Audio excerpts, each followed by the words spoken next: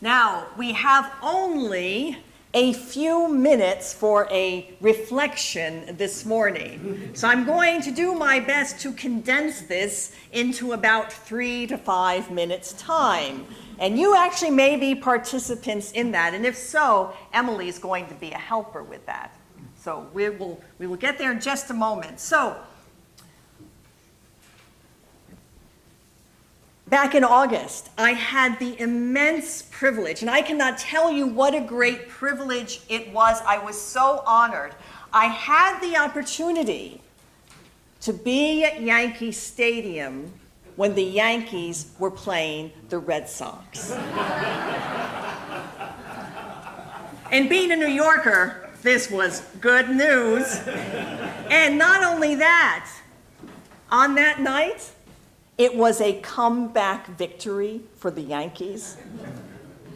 So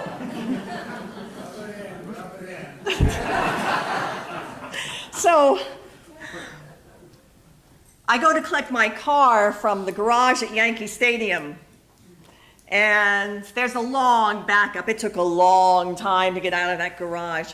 And next thing I know, the car next to me starts to heckle me. And there were some youngsters there with their parents, and they're making faces, you know, as youngsters were doing. They're banging their horn, thinking, what on earth?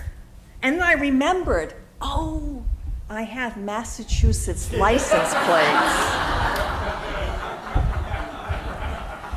So I immediately pulled off my Yankee cap, which was in the front seat, and put it on and looked at them and smiled. And they said, oh, yeah, here we go. So you see, in that moment, when we had a common purpose, everything changed, didn't it? And in fact, when you think about it, even with all that has been going on in the world over the summer, when people go to a stadium to attend a sporting event, here they are together. They don't know each other. They're all coming from different paths, different ideologies, different political positions. The differences between everyone are immense. But there they are in the stadium, as long as the team is winning, and they are cheering together, and they become one. Now, what about church? So Jesus said, where 2 or 3 are gathered in my name, there I am in their midst. I love those words. Anyone else love those words? They're great, yes. Where 2 or 3 are gathered in my name, there am I in their midst. It's like where 2 or 3 are gathered in the Yankees' name, there the Yankees are winning. But where 2 or 3 are gathered in my name, there I am in their midst. Now here's where you come in, and we need to do this very swiftly. And Emily's going to take notes. You heard that verse. Where is it for you? How does it happen? Shout it out. Where does it happen? Where 2 or 3 are gathered in my name, there I am in their midst. Where have you experienced that? How does it happen? At home. At home? Okay. At home? In the kitchen? In Bible study? Okay. In exercise family? Class. Exercise class? Okay. Prayer group? Okay. Fenway Barb. In Fenway Park? Okay. Barbara? Yes. At the Stop and Shop. At the Stop and Shop. Your answers are good. Yes, Liz. Around the bedside of a sick friend. Around the bedside of a sick friend. Right, okay.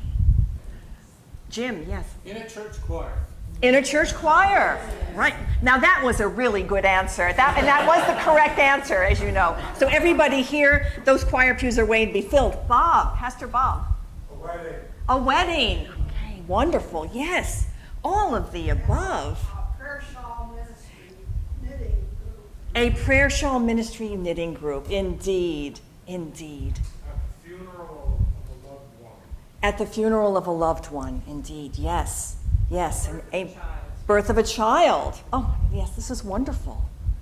Yes. Deacons, okay, the deacons meetings, yes. And we will remember that on Tuesday night when the deacons meet, indeed. Thank you, absolutely. Yes. An AIDS support group dinner. Yes, yes. And a bedside with Sally when my wife was in the hospital in emergency operating surgery. That was 2 or 3 Okay, at the bedside in the hospital. Okay. Those are all powerful expressions of the presence of Christ. And they're all true. But you know what? I took that phrase, that verse out of context. Really out of context. And we forget, we don't think about, why did Jesus say those words? Now, some of you are preachers.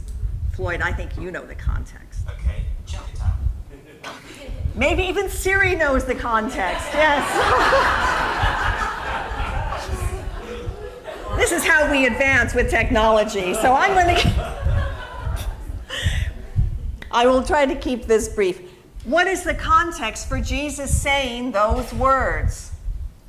He says, if you have a disagreement with a brother and sister, sort it out. And if you can't sort it out, get a witness. And if you can't sort it out with even a witness, bring it to the church.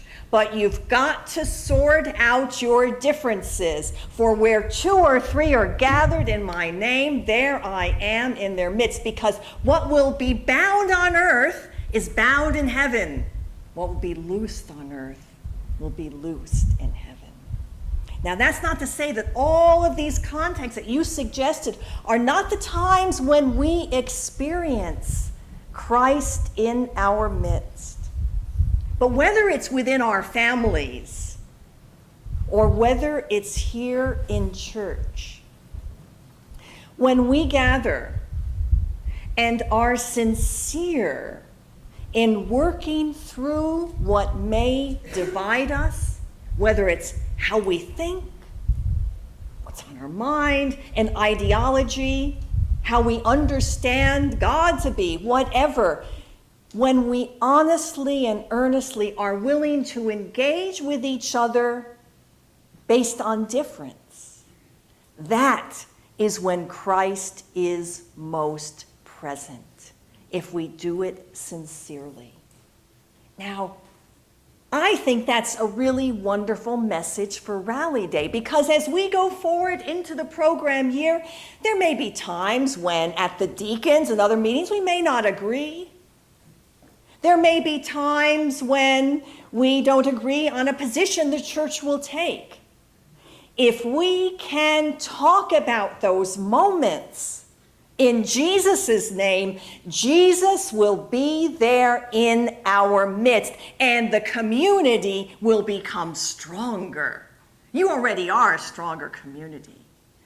But this word is from the lectionary.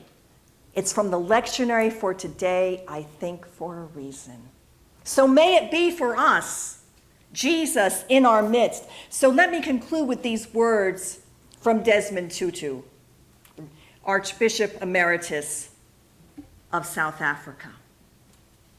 We know that human beings may look differently and worship differently, but none are superior and none are inferior. When you scratch the surface, we are all the same, members of one family, the human family. When our interactions affirm that, Jesus is in our midst, and may it be so.